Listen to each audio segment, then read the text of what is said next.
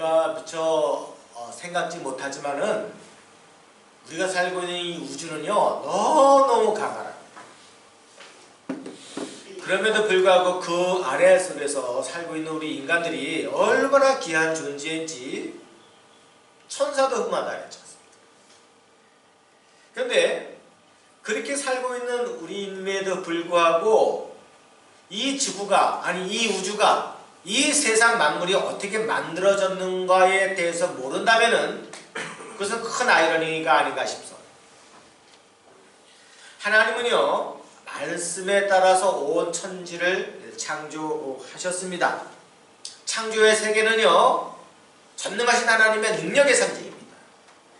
그래서 우리가 지난주에 묵상했던 창세기 1장 1절에 나오는 이 태초라는 것은 어느 정도인지 가늠할 수가 없어요. 그 시간이, 그 세월이, 그 공간이 무궁무진하지요. 피조물의 머리로서는 상상할 수 없는 여백이 태초 안에 깃들어 있는 것을 알 수가 있습니다. 근데 히브리어 단어로는 7단어가 창세기 1장 1절을 묘사하는데 매우 간결한 문장이지만은 하나님의 신적 지혜를 충분히 담아낼 수 있는 그와 같은 말씀이 바로 이 창세기 1장 1절입니다. 자, 오늘은 지난주에 이어서 창세기 1장 2절 말씀을 살펴보도록 하겠습니다. 1절과 2절은요 확연히 달라요. 둘 사이에 또 수많은 시간이 흘렀습니다. 1절은 최초의 창조 세계에 대한 묘사입니다. 여기에 반해서 2절은요 3절부터 펼쳐질 자연세계 이전의 한 상태를 묘사하고 있습니다. 자, 이 부분에 대해서 출애굽기 20장 11절에는 이처럼 말씀하고 있습니다. 우리 앞에 있는 자막 한번 말씀 한번 큰 소리로 함께 읽어보도록 하겠습니다. 출애굽기 20장 11절 시작. 이는 엿새 동안에 나 여호와가 하늘과 땅과 바다와 그 가운데 모든 것을 만들고 라였습니다. 자, 여기에서 우리는 눈여겨봐야 됩니다. 창조한 것과 출애굽기 20장 11절에서 언급한 만든 것에서는 분명한 차이점이 있어요.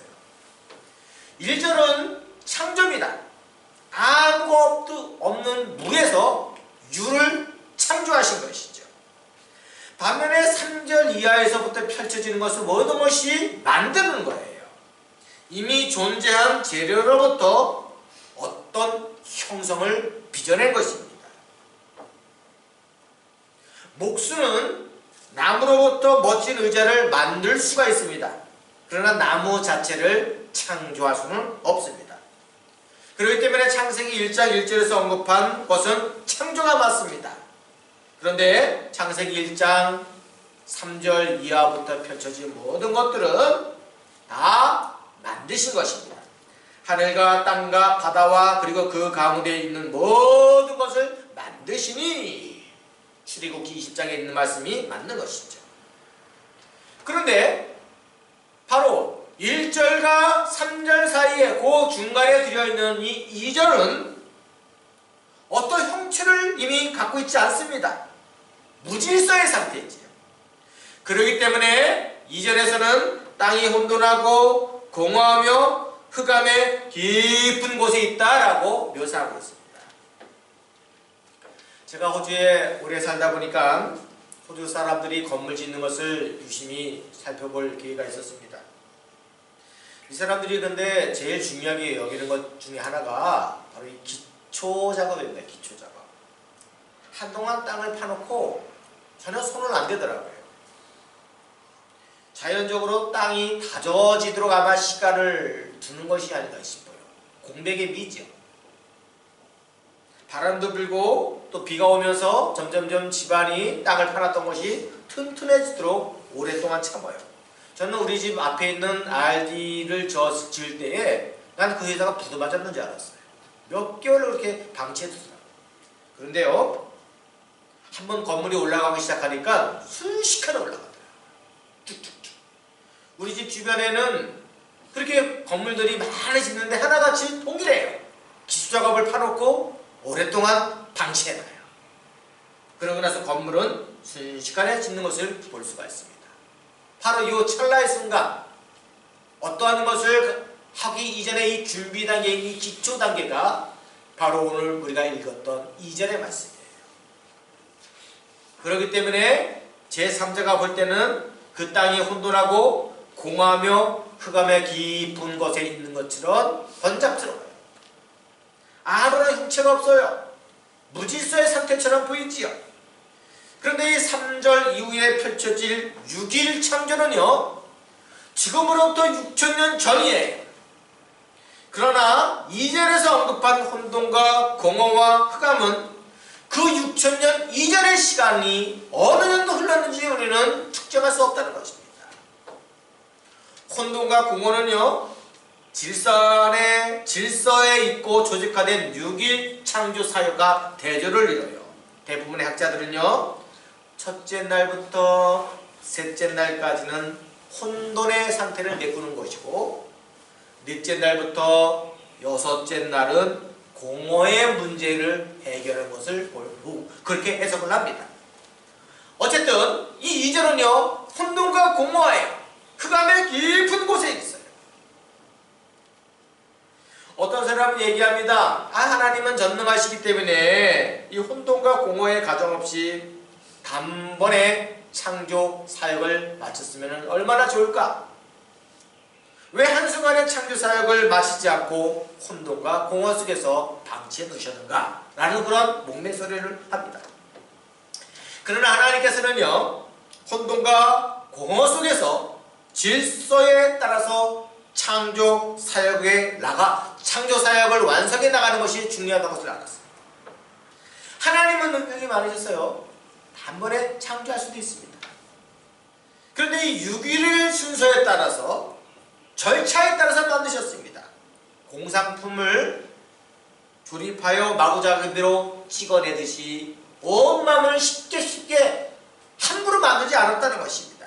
충분한 시간을 갖고 거기에 일정한 설계도와 계획에 따라서 완전한 하모니를 이루어 가도록 모든 것을 창조 이후에 만드신 것입니다. 그러니 이 세상은요, 너무너무 아름다워요. 우리가 방금 불렀던 찬송가처럼 그 시냇물 속에서도, 공중에 날아가는 새 속에서도, 저 태양과 바람결 속에서도 하나님의 숨결을 느껴야 돼요. 하나님의 작품이에요. 근데 우리는 이 부분에서 좀 한 가지를 알고 있어요. 혼돈과 공허는 솔직히 얘기하면 우리가 원하는 삶은 아니에요. 만약에 우리들의 삶 속에서, 지금 현재의 우리의 삶 속에서 혼돈과 공허가 찾아오면은 매우 힘들어요. 그런데도요, 이 혼돈이라는 단어는요, 단독으로 오지 않았어요. 수거처럼 혼돈과 공허가 한데 묶여서 사용하는 것을 알 수가 있습니다. 대표적인 말씀이 예레미야 4장 23절 말씀이에요. 앞에 있는 자막 말씀 다시 한번 읽어보도록 할까요? 시작. 보라, 내가 땅을 본즉 혼돈과 공허하며 하늘에는 빛이 없습니다. 누가요? 예레미야 선지자가 살고 있던 그 시대에, 창조 사역과 전혀 상관없는 그 당시에 예레미야 선지자는요, 자기가 살고 있는 땅에 혼돈과 공허가 찾아왔다 그랬습니다. 혼돈이 아니에요.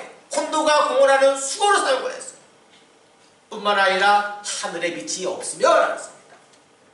이것은요, 자신이 내면 세계에서 무질서에 빠졌다는 거예요. 번잡하다는 거예요. 마음을 집중하지 못하고요, 온 상태 속에서 마음이 어지럽다는 거예요.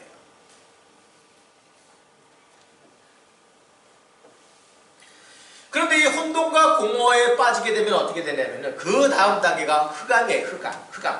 흑암은요, 동일한 예지만은요, 성경에서 자주 부정적인 의미를 사용을 했어요. 악, 불행, 죽음, 망각, 모든 것이 다 안 좋은 단어죠.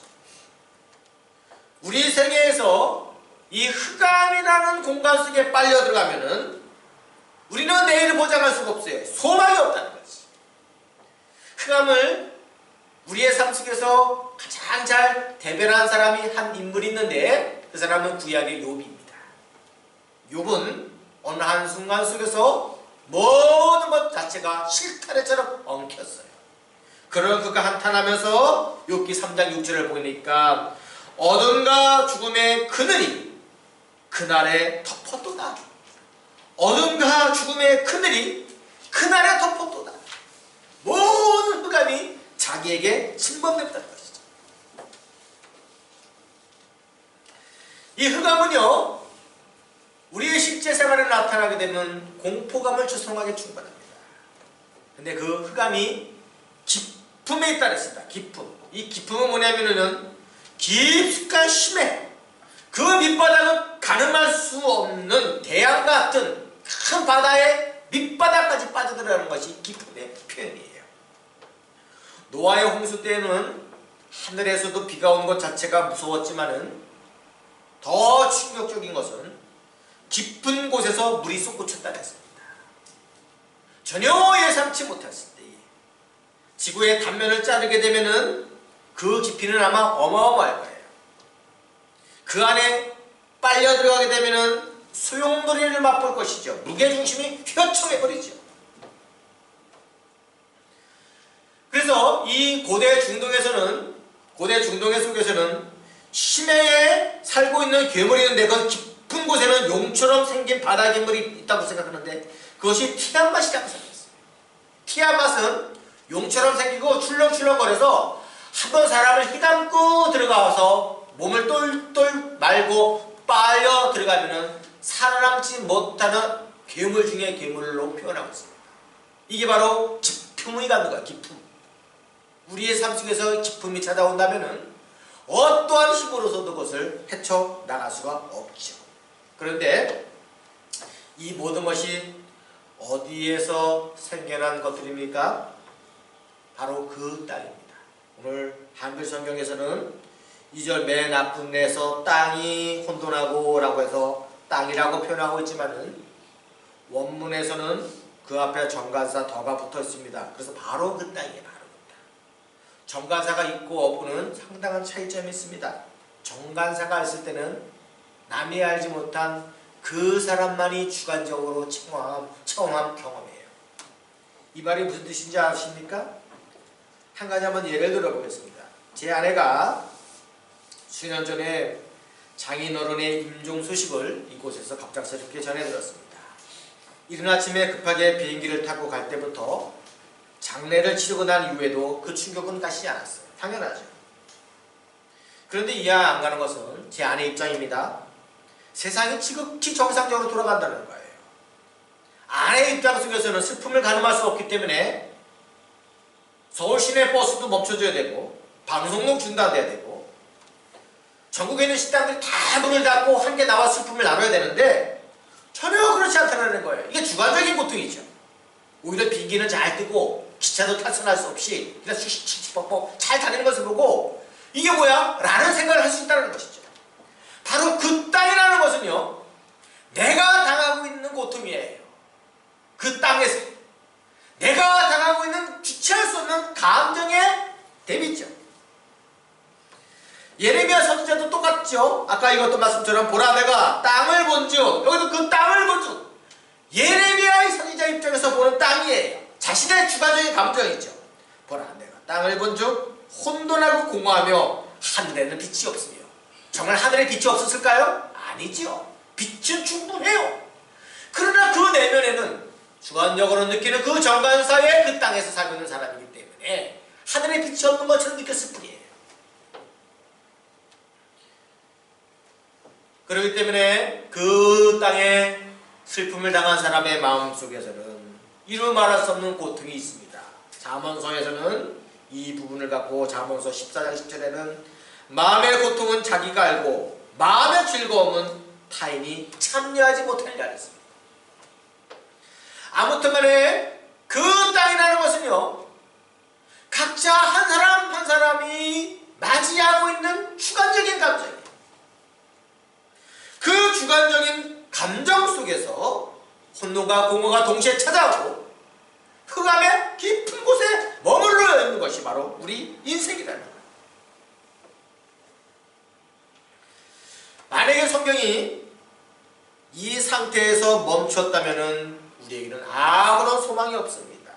그런데 그 다음 구절에 있는 말씀이 우리에게 큰 힘을 부어주시는데요. 보세요. 하나님의 영은 수면 위에 운행하시니라 라습니다. 하나님의 영은 수면 위에 운행하시니라. 여기에 이 영이라는 것은 우리가 잘 알다시피 성령을 의미합니다. 성령. 어떤 곳에서는 하나님의 파워, 하나님의 능력, 하나님의 숨결을 얘기하지만은 본질적인 것은 르하으라는 히브리 어문은 바로 이 하나님의 영을 가리킵니다. 하나님의 영이 수면 위에서 운행하시고, 이 운행이라는 것은 독립적으로 사용할 수가 없어요. 하나님의 영과 함께 되어질 때에 이 운행이라는 말을 사용할 수가 있습니다. 이 운행이라는 것은 오늘 설교의 제목에 깃들어 있지만은 메라 헤페트라는 단어예요. 근데 이 메라 헤페트는 단순히 자동차가 어디에서부터 어디로 움직인다는 동적인 움직임을 뜻하는 것이 아닙니다. 메라 헤페트는 더 엄격히 이야기하게 되면 동적인 것이 아니라 바로 이 정적으로 정지된 상태 속에서의 운행을 합니다. 이때는 생명을 양삼하고 생명을 보호하고 그 하늘의 신령한 날개끈을 아래 안위하는 것으로 사용하는 것이 바로 이 메레 헤페트입니다. 그래서 대표적으로 이 운행이라는 메레 헤페트가 정적으로 사용될 때는 닭이 병아리를 날개 아래 까는 상태를 의미합니다. 저는 어릴 적 시골에서 자랐기 때문에 닭이 알을 굽는 것은 수없이 봤습니다. 암탉이 둥지를 틀 때는요, 우선은 가장 안전한 장소를 선택하죠. 주변에 부드러운 재료를 다 동원하고 나중에는 자신의 앞가슴에 있는 가장 부드러운 털을 뽑아 포근하고 아늑한 둥지를 만듭니다. 그 위에 12개 내지 15개의 알을 놓고 품기 시작을 합니다. 생명을 인택하는 암탉은요, 잠깐 먹이를 먹는 것 외에는 거의 21일 동안 꿈쩍도 하지 않고 자신의 둥지에서 떠나지 않습니다. 침입자가 오면 독결인 시선을 향하고 혹시 위험한 일이 당하지 않는지 온통 신경을 세우며 알을 품기 시작합니다. 이때 정말 중요한 것은요, 적당한 시간이 되면 알을 굴려요. 이게 운행이에요. 엄격히. 중앙에 있는 알은 밖으로, 밖에 있는 알은 안으로 15개 21개 알을 굴려가면서 골고루 체온이 들어갈 수 있도록 신묘하게 그것을 알을 굴린다는 것이죠.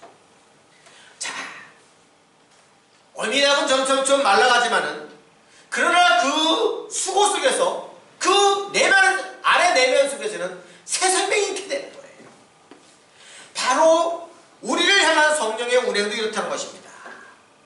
닭 못지않게 가슴에 있는 털을 다 뽑고라도 포근한 둥지를 만들죠. 성령님께서는 우리가 위험에 빠지나 빠지지 않나 불철주야로 우리를 지키시고 보호해 주셔요. 새 생명이 잉태되는 기쁨을 맛보기 위해서. 지금 이 순간에도 그 땅에서 정반사가 붙어있는 거예요. 여러분이 주관적으로 경험한 그 흑암의 공포 속에서 있는 각자의 삶 속에서 하나님께서는 성령께서 운행해 주셔서 우리를 보호하시고 인도하시는 것입니다. 딱딱한 껍질 안에 둘러싸인 생명체는 아무것도 느낄 수 없습니다. 그러나 분명한 것은 성령의 품 안에서 오늘도 우리는 이곳저곳으로 알을 굴리는 것처럼 보호를 받는다는 것입니다. 여기서 한 가지 새겨줘야 할 말씀이 있습니다. 그것은 뭐냐면 성령께서 운행하심을 설명할 때 단순히 수면 위에라고 했습니다. 수면 위에. 그런데 이것은 근본적인 뜻은요, 수면을 얼굴 위에, 다시 말하면 이 수면에 얼굴을 푹 파묻는다. 가장 지근 거리에서 그 알을 보호하시는 생동감이 넘치는 것을 표현했죠. 운행한다라는 메리헤트는 이스라엘 사람들에게도 직접적으로 사용하신 적이 여러 군데 있습니다. 그 중에 대표적인 것을 우리 한번 말씀을 살펴보길 원하는데요. 신명기 32장 11절 말씀 한번 보겠습니다. 이 안에 몇 가지의 계속 운행의 말씀이 있는데 시작 한번 읽어보겠습니다. 시작. 마침 독수리가 자기의 보금자리를 어지럽게 하며 자기 새끼 위에 너풀거리며 그의 날개를 펴서 새끼를 받으며 그의 날개 위에 그것을 얻는 것 같이. 자, 우리가 잘 알다시피 하늘의 제왕은 독수리입니다. 독수리 둥지는요 아주 특이하게 짓습니다. 제법 위험한 곳에 바위가 있고 외부의 침입자가 감히 침범할 수 없는 그와 같은 높고 아찔한 곳에 둥지를 트는데요. 근데요 가장 재밌는 것 중에 하나가 최초의 이 둥지를 틀 때 이 싸이들을 뭘로 만드냐면 날카로운 가시가 있는 것으로 둥지를 만들기 시작을 합니다. 그래서 점점점 그 안에 부드러운 것, 그래서 나중에는 깃털을 뽑아서 편안한 곳으로 만들죠. 그런데요 일정한 시간이 되어서 새끼가 퍼지면은요 그 새끼는 오랫동안 그 둥지에서 머물고 싶어해요. 그것을 잘 알고 있는 어미 독수리는요 심술을 굳게 행동하죠. 오늘 이 말씀의 11절에 있는 말씀들은 독수리가 자기의 보금자리를 어지럽게 하며 큰 날개를 갖고 다 날아가도록 만들어버려요. 자기 둥지를 헐어버려요. 그러면 어떻게 해요? 맨 처음에 가시로 만들었던 그 시초의 그 둥지가 새끼 독수리를 막 찔러버리죠. 그러면 죽겠다고 막 소리소리 지르죠. 거기에 그치지 않고 그 어머니는 더 힘차게 보금자리를 어지럽게 해요. 자기의 새끼 위에 너풀거리며 하겠습니다. 위험을 좋아해요. 그러면 어떻게 해요? 새끼는 떨어져요. 그 절벽 높은 둥지에서 떨어지면 죽겠다고 팍 밟아서 집에서 난리 치겠죠. 근데 어떻게 해요? 힘이 없다니까 맨 땅바닥에 떨어지는 그 순간 찰나에 어떻게 해요? 어미 독수리가 쫙 날아와서 자기 등 위에 새끼를 먹어. 근데 그것이 한 번으로 끝나는 것이 아니라 계속해서 반복해요. 여기 바로 어미 등에 태워 없는 것, 그의 날개를 펴서 새끼를 받으며 그의 날개 위에 그것을 얻는 것 같이라는 것 자체가 바로 운행이에요. 메레헤트예요. 결국은 그것을 몇 번을 반복하다 보게 되면은 새끼 독수리가 날개에 힘이 들어가서 힘차게 창공을 향하여 날아갈 수 있습니다. 소위 독수리 훈련법이라는 것이죠. 이 독수리 훈련법을 어떤 학원이 인용해서 이와 같은 그런 학원을 하는 것을 알고 있는데 그 근본적으로 틀려요. 독수리 훈련법이라고 알려진 이 것은 생존의 훈련법이에요.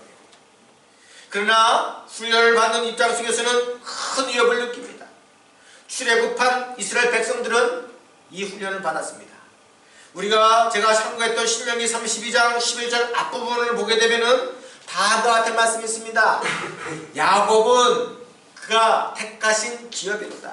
누구요? 하나님께서 이스라엘을 택하셨어요. 여호와께서 택하셨다면은 사랑으로 가장 안전한 장소까지 인도해 주셔야 합니다. 그런데 그 다음 구절을 보게 되면 어떤 말씀이 기록됐습니까? 우리 신명기 32장 10절 말씀을 다시 한번 보도록 하겠습니다.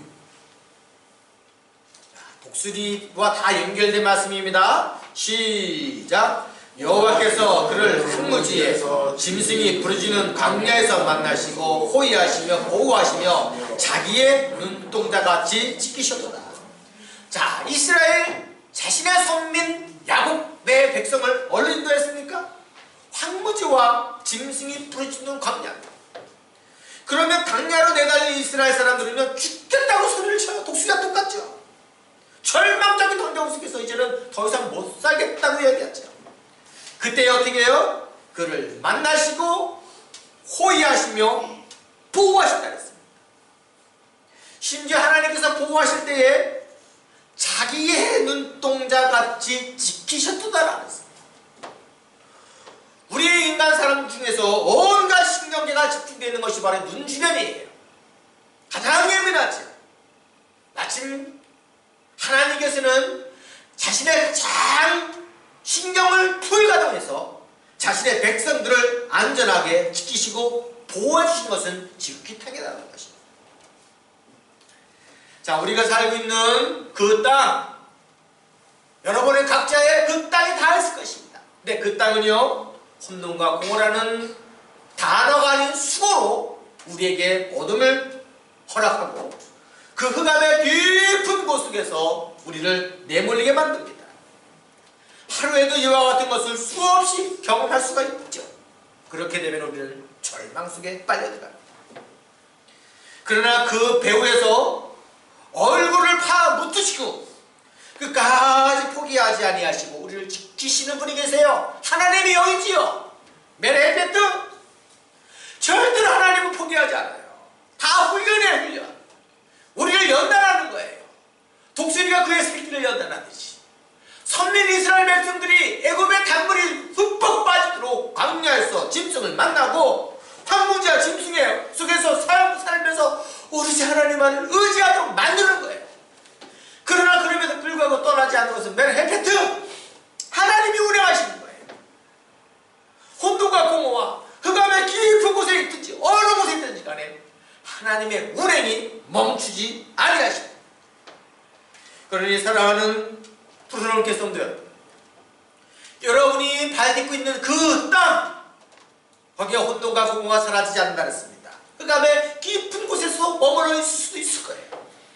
가정에 이와 같은 것이 찾아올 수가 있고, 학교에서도 이럴 수가 있고, 직장에서도 이럴 수 있고, 심지어 하나님 보호하시는 교회에서도 이와 같은 것이 찾아올 수도 있을 것입니다.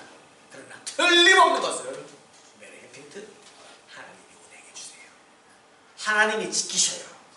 하나님이 이끄십니다. 이것이 신앙이요 믿음의 핵심입니다. 이번 한 주 동안 여러분들이 살아가는 가정 속에서 그 땅 속에서 살아가는 우리의 인생이라 할지라도 하나님의 영이 수면에 운행하시는 이와 같은 놀라운 축복이 여러분의 발걸음과 여러분의 기도와 여러분 일생일대에 떠나지 않는 사실을 꼭 기억하며 우리 각자의 삶 속에서 승리할 수 있는 귀한 성도가 되어지길 주님의 이름으로 축원합니다. 아멘. 아멘.